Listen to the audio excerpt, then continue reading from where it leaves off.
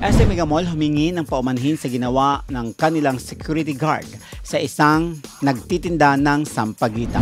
Agad na inalis sa pwesto sa SM Mega Mall Management ang security guard na nakuhanan habang pinapaalis ang isang working student na nagtitinda sa harap ng kanilang mall.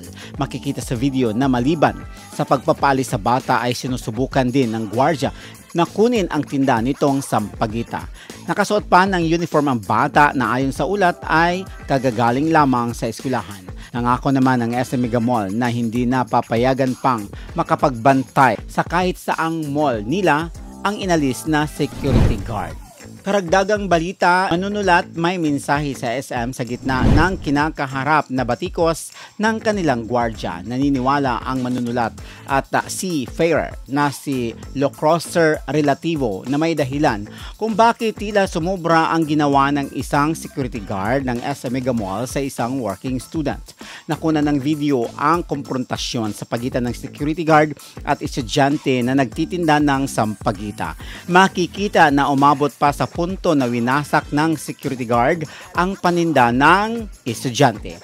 Ayon kay Lacroser, ay posibleng hindi ito gagawin ng gwardiya kung hindi ito sobrang pressured sa kanyang tungkulin. Isang netizen napansin ang pagkakahawig ng estudyante sinita ng gwardiya sa sikat na manlilimos na si Vic Girl. Ayon kay Tristan Hernandez ay tila may pagkakahawig ang estudyante na nag-viral sa social media matapos siyang sitahin ng gwardiya sa isang manlilimos na kilala sa kahabaan ng EDSA. Ang nasabing manlilimos ay si Vic's Girl na ilang beses lang nag-trending sa social media. May ilang mga kaibigan naman si Tristan na sinabing may mga nagpapanggap umano na talagang mga estudyante at pumupunta sa mga mall para doon ay makapanlimos.